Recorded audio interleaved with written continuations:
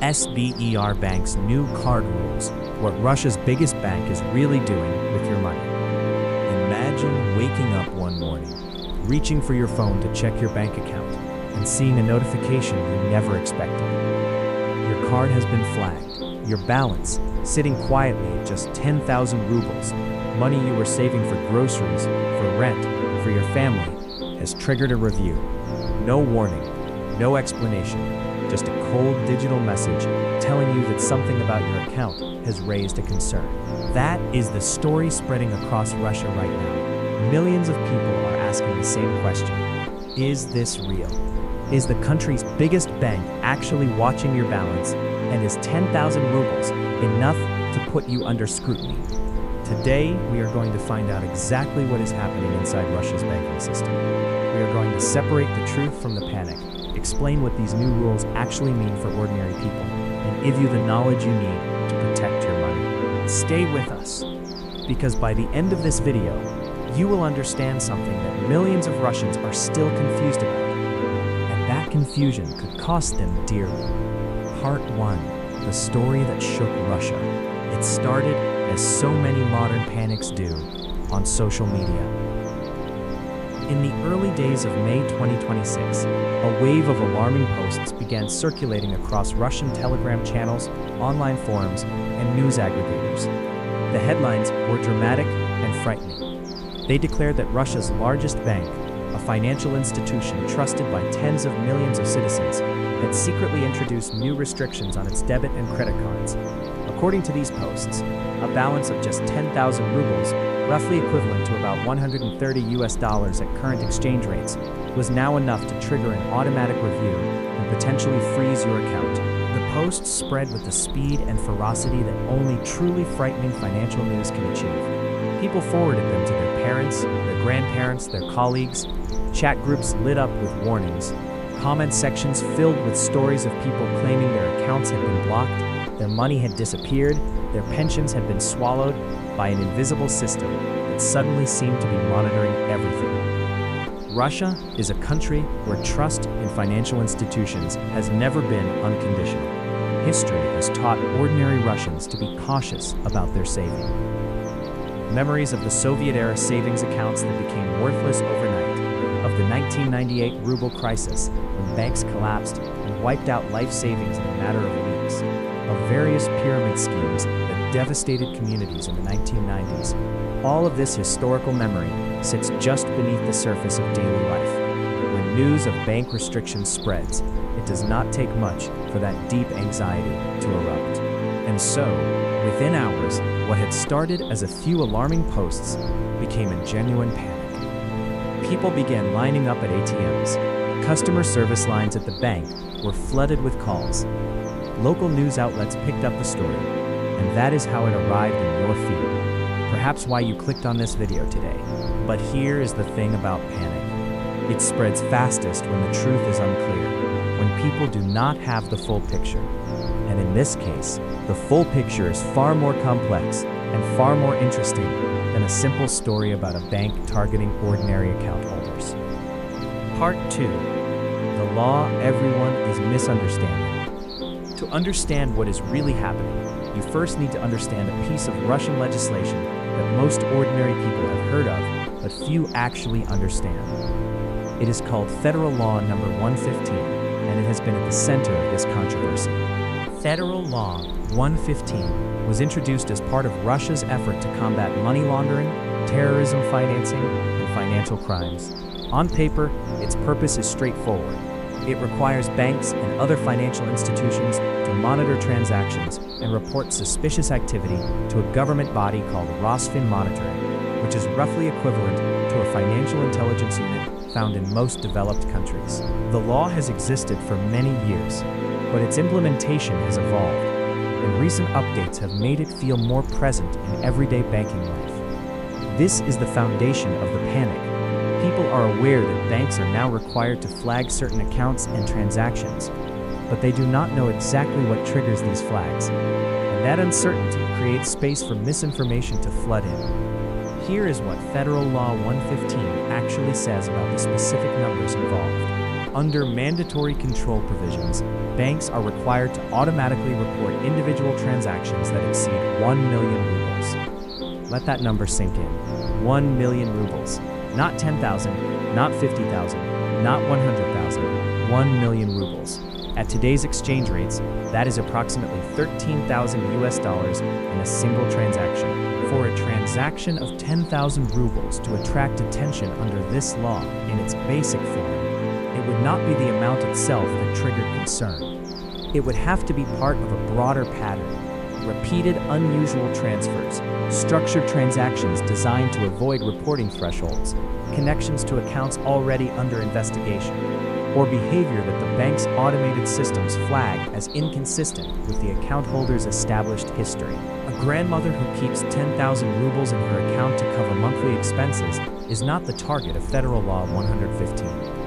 A network of accounts cycling money through multiple transfers in complex patterns designed to obscure the origin of funds is exactly what the law is designed to catch. The confusion between these two realities, one frightening but imaginary, one real but far removed from ordinary life, is the engine driving the current panic. Part 3. What is actually new this spring?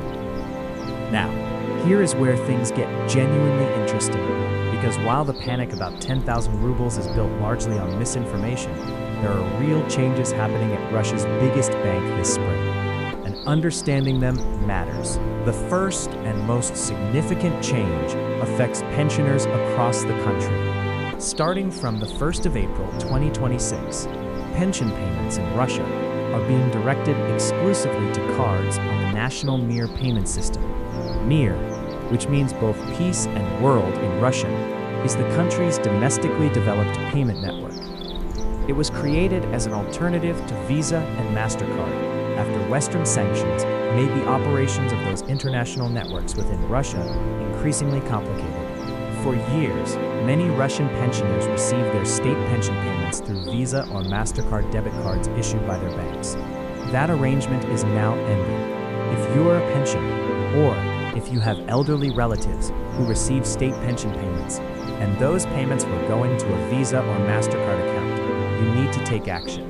The pension will now only land in a Mir account. This does not mean the old Visa or MasterCard accounts are being closed, or that the money in them is being seized. Personal savings in those accounts remain untouched, and the accounts remain operational for other purposes. But the pension payment itself will not arrive there anymore. It will go to Mir. This change has practical implications for millions of families. Many pensioners rely on their pension as their primary income. If the money does not arrive in the expected account, it can create real difficulties. Missed bill payments, confusion about where the money went, anxiety about whether the payment was made at all. This is why people need to know about it now, before it becomes a crisis. The second real change involves inactive cards. Banks in Russia, like banks in most countries, have been tightening their policies around accounts that have not been used for extended periods. The definition of extended is roughly 6 months. If you have a card sitting in a drawer somewhere that you have not used in half a year, the bank may now designate it as inactive and reach out to ask whether you want to reactivate it, get a replacement, or close the account. This sounds alarming when you hear it summarized as banks closing accounts without warning, but the reality is more measured. The bank will contact you through the app, through text message, through your registered contact information, and offer you options. It is not an immediate seizure of funds. It is an administrative process designed to manage dormant accounts, which cost the bank operational overhead while sitting unused. The third change is about large cash withdrawals. If you are planning to withdraw a significant amount of cash, and here we are talking about amounts in the range of 150,000 to 200,000 rubles or more, the bank now recommends that you notify them in advance. You can do this through the mobile application or by calling the bank's service line. This is not a prohibition. You can still make large withdrawals without prior notification, but if you show up without warning and try to take a very large sum from a branch that is not prepared for it, you may experience delays. This is partly a cash management issue and partly a security protocol. Banks are trying to ensure that large cash movements are legitimate and not part of a fraud or theft scenario. The fourth change concerns transfers to unfamiliar accounts. If you send a significant amount of money to a bank account that you have never sent money to before, a new account number, an unfamiliar recipient, the bank's systems may pause the transaction and ask you to confirm through the app, or in some cases, by speaking with a customer service representative. Regular transfers to family members, regular bill payments, recurring transactions that the bank system recognizes as part of your normal pattern, these will continue to flow without interruption. It is specifically unusual, large transfers to new recipients that may attract this additional layer of verification. And the fifth change is the most technically sophisticated, enhanced anti-fraud filters. The bank has been rolling out what can be described as intelligent security systems that analyze multiple factors simultaneously when a transaction is initiated. These factors include the age of the account receiving the funds, the geographic location suggested by the IP address being used, the time of day, the amount, and how all of these elements compare to the account holder's established behavior patterns. If these filters detect something that looks anomalous, they may temporarily pause a transaction. This is not a punishment or an accusation. It is a protective measure. In a country where phone fraud has reached epidemic levels, where professional criminal networks operate sophisticated operations, specifically targeting elderly and vulnerable people, these systems are designed to catch fraudulent transactions before the money disappears. Part 4. The myths that refuse to die.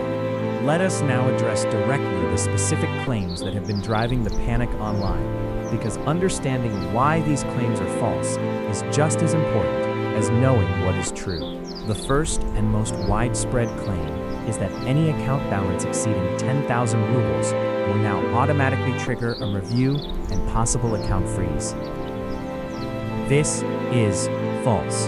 There is no provision in Federal Law 115, no internal bank policy that has been publicly documented, and no credible reporting from financial journalists that supports this claim. The number 10,000 appears in some online discussions in reference to transaction monitoring thresholds that apply in very specific, narrow contexts, not as a general trigger for account review based on the size of a static account balance. What the law actually monitors is transaction behavior, not how much money you have sitting in an account, not your savings, the movement of money, the patterns of transfers, and the characteristics of those movements in the context of suspected financial crime. The second major myth is that there was a mass wave of card blockages beginning on the 1st of May, 2026. This is an exaggeration built on a misreading of the new Mir card rules. The Mir card updates that took effect in May were primarily about expanding user control, allowing cardholders to set their own daily and monthly spending limits, simplifying the process of linking cards to government services platforms, and strengthening the back-end security infrastructure. These are service enhancements, not a crackdown on users. Cards belonging to people who had not used them in more than 6 months may receive notifications about their inactive status. But this is a targeted, gradual process with multiple steps and notifications, not a mass blockage. The third myth is that the bank is systematically emptying accounts through undisclosed subscription charges. This one has a grain of truth embedded within it, which is what makes it particularly sticky. In the early months of 2026, there were documented complaints from a number of bank customers about unexpected deductions from their accounts. Investigation of these cases revealed that the most common explanation was automatic subscription renewal charges, services that customers had signed up for at some point, had forgotten about, and had never canceled. When the renewal dates arrived, the charges were processed automatically, as they had always been. There were also some cases where the bank's anti-fraud systems produced false positives, transactions that were flagged as suspicious when they were actually legitimate. This can happen with transactions connected to cryptocurrency sales or other non-standard financial activity that the automated systems were not calibrated for. In all of these cases, the bank's position is that individual disputes should be resolved through formal channels, the customer service line, the mobile app's dispute function, or an in-person visit to a branch. Every unauthorized charge can and should be contested. The process exists specifically for this purpose. The important context is that these were individual cases, not systematic policy. The bank did not introduce a program designed to take money from customers through hidden subscriptions. What happened was the ordinary friction of automated systems encountering the complexity of real human financial lives, resulting in errors that required individual resolution. Part 5. The Geography of Distrust. To fully understand why this story spread so powerfully and so quickly, we need to understand something about the relationship between ordinary Russians and their financial institutions. Russia has one of the most concentrated banking sectors in the world. The top 5 banks hold an enormous share of all deposits and assets in the country. This concentration means that when something appears to go wrong at one of the major institutions, the potential impact on ordinary people feels enormous. There is no sense that the problem is contained to a small corner of the financial system. It feels like the whole floor is shaking. Beyond that structural reality, there is the lived experience of recent decades. In the 1990s, Russia went through a period of extraordinary financial turbulence. Banks collapsed. The ruble lost most of its value almost overnight in 1998. Savings that families had accumulated over decades were wiped out. The trauma of that era shaped how a generation of Russians thinks about money, about banks, and about the reliability of financial institutions. Even younger Russians, who did not live through those events personally, have grown up in a household where financial caution is not paranoia but wisdom, where keeping cash at home is not eccentric but prudent, where the news that a bank has introduced new restrictions triggers not skepticism about the source, but immediate fear about the implications. This is not irrationality. It is the rational response to a lived history in which financial institutions have genuinely failed ordinary people before. The fact that this particular panic is based on misinformation does not mean the underlying anxiety is unfounded.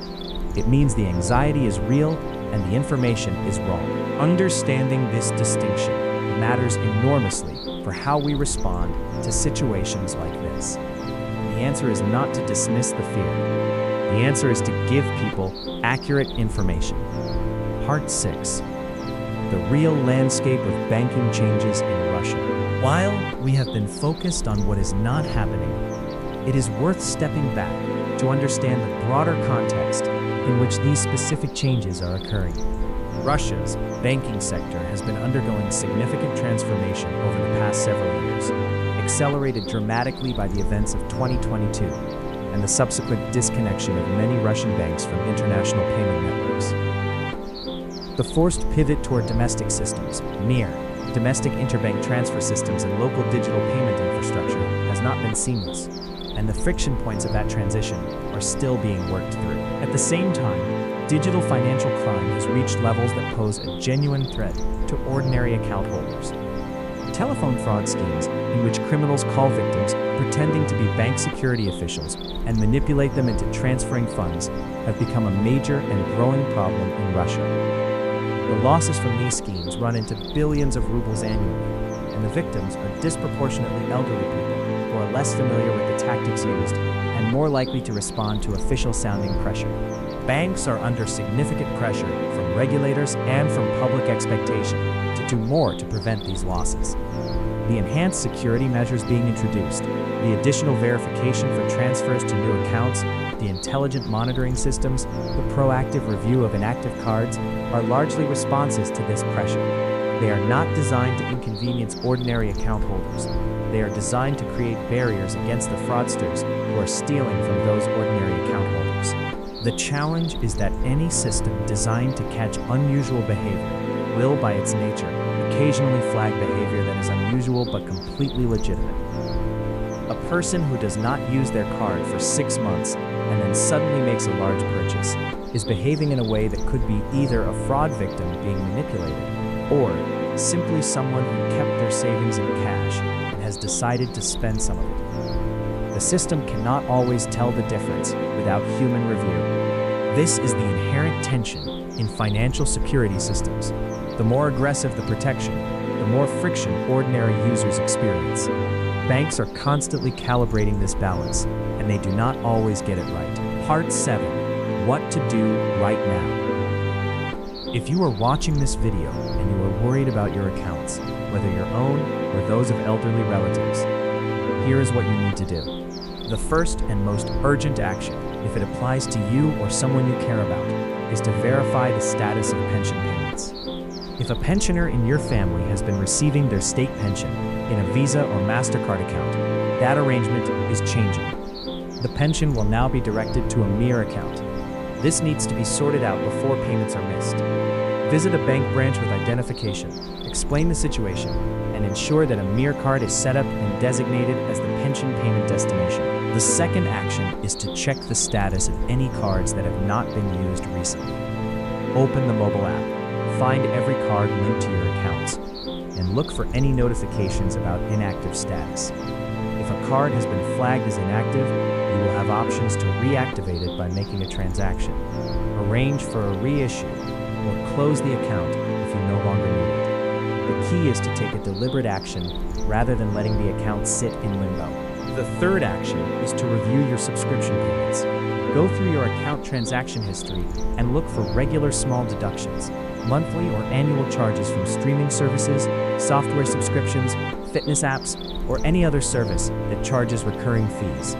If you do not recognize a charge, investigate it immediately. Many people are surprised to discover they are still paying for services they signed up for years ago and have forgotten entirely. The fourth action is to make sure your contact information with the bank is current and accurate. The phone number and email address that the bank has on file for you should be ones you actively monitor. If the bank needs to reach you, to verify a transaction, to ask about an unusual activity, or to notify you about an account status change, they will use that information. If it is out of date, you may miss time-sensitive communications. The fifth action is to familiarize yourself with the process for disputing a transaction or reporting an unauthorized charge.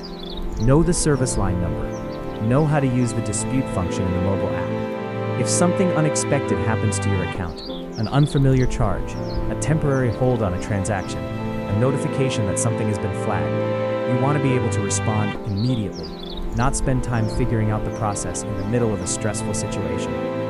If you are going to make a large cash withdrawal in the near future, above 150,000 rubles, give the bank advance notice. This can be done through the app or by calling ahead. It ensures that the branch you plan to visit has the cash available and reduces the chances of your transaction being flagged as unusual. And perhaps most importantly, if your account is temporarily paused or a transaction is held for review, do not panic. This is a security feature, not a punishment. Contact the bank through official channels, the number on the back of your card, the official app, the official website. Explain the situation and work through the verification process. In the vast majority of cases, legitimate transactions that have been temporarily held are released promptly once identity is confirmed. Part 8. The information environment and why it matters. There is one more dimension to this story that deserves attention, and it is about the media environment in which financial panics spread. The claim that a balance of 10,000 rubles is now a trigger for bank review is not just wrong. It is the kind of claim that is specifically structured to be frightening. 10,000 rubles is an amount that is meaningful to ordinary people, but not wealthy by any standard. If the threshold were 1 million rubles, most people would feel detached from the news. That is not my problem. I do not have that kind of money. But 10,000 rubles, almost anyone could have that in an account. The claim is designed, whether deliberately or accidentally, to make the largest possible number of people feel personally threatened. When information is structured to produce maximum fear in the maximum number of people, you should ask why. Financial misinformation often spreads because it serves someone's interest. Sometimes it is the simple interest of gaining clicks and views. Fear drives engagement, and engagement drives revenue for content creators and media platforms. Sometimes it is more targeted. Spreading confusion about banking can drive people toward alternative financial products, toward cash hoarding, toward decisions that benefit other actors in the financial ecosystem. Understanding this does not mean becoming cynical about all financial news. It means applying appropriate scrutiny. When a dramatic claim about your money appears in your feed, the most valuable thing you can do is trace it to its source. Does the claim come from an official bank communication? From a financial regulator? From a credible journalist who covers the banking sector?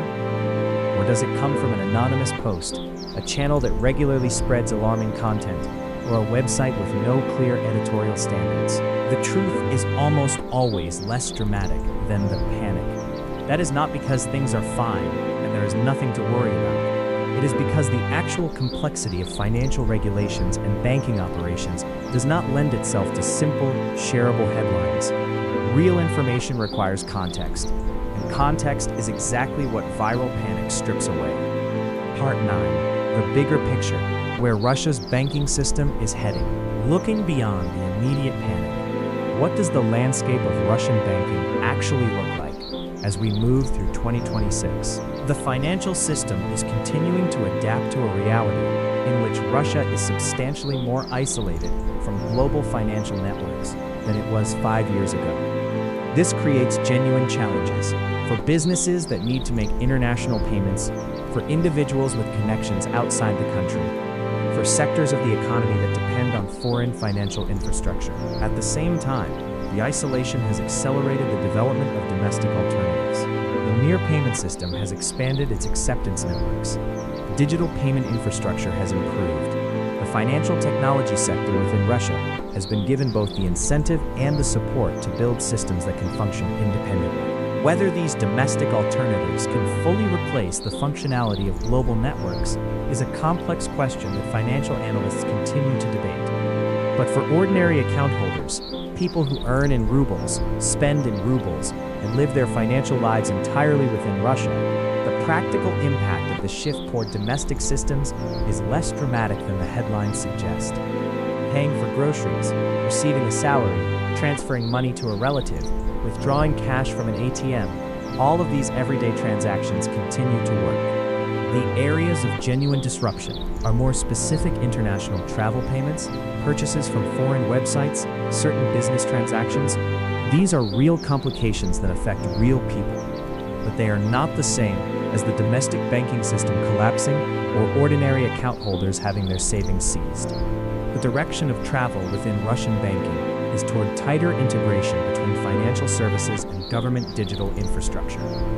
The push to connect banking to state services platforms, to use banking data to verify identities for government services, to digitize the relationship between citizens and the state through financial technology. All of this is accelerating. Whether you see this as modernization or as an expansion of surveillance capacity depends significantly on your perspective and your values. What is certain is that the relationship between ordinary Russians and their banks is changing. The nature of that relationship, more digitized, more monitored, more integrated with state systems, is something that will affect tens of millions of people in ways that go well beyond the specific questions of whether 10,000 rubles triggers a review or whether pension payments need to shift to a different card. Part 10. The emotional reality underneath the numbers. We have talked about laws, thresholds, technical systems, and administrative processes, but underneath all of that is something that deserves to be named directly. Money is not just money. For most people, their bank account is not an abstract financial instrument. It is the tangible evidence of their work, their sacrifice, their careful management of limited resources. For a pensioner, the money in that account represents a lifetime of contribution to a system that promised to take care of them in old age. For a young family, it is the fragile buffer between stability and crisis. For a single parent, it is the difference between making it to the end of the month and not making it. When something threatens that, or even appears to threaten it, the fear is not irrational. It is an entirely proportionate response to what is at stake. The problem is not the fear itself. The problem is when that fear is fed by inaccurate information, driving people to make decisions, withdrawing cash impulsively, avoiding legitimate banking transactions, transferring money to places they think are safer but are actually more vulnerable, that make their actual financial situation worse. This is why the work of explaining, clarifying, and providing accurate context matters. Not because everything is fine and there is nothing to worry about, but because understanding the difference between real threats and manufactured panic gives you the ability to respond to actual challenges with actual intelligence.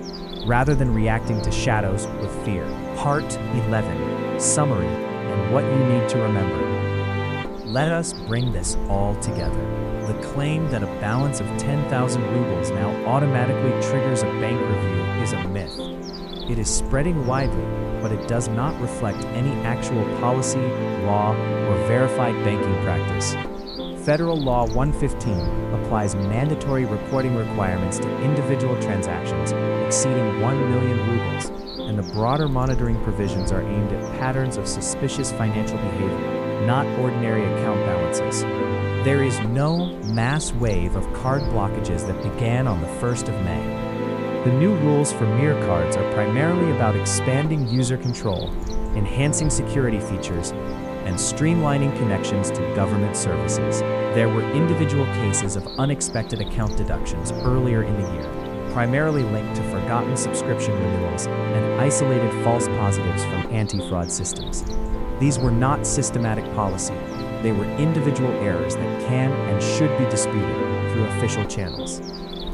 The real changes that are happening this spring are real and they matter. Pension payments are now flowing exclusively to Mir cards, which affects millions of pensioners and their families.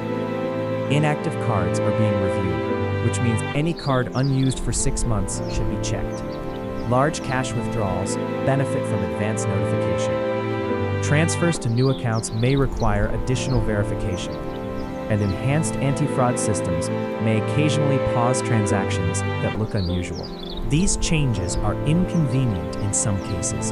They require attention and action, but they are fundamentally about security and about the ongoing adaptation of Russia's financial infrastructure to a changed global environment. They are not about targeting ordinary account holders or seizing savings. What you should do right now: check pension payment arrangements for any elderly relatives, review inactive cards, audit your subscription payments, update your contact information with your bank, and familiarize yourself with the dispute process before you need it. And the next time you see a frightening headline about your money, pause before you share it.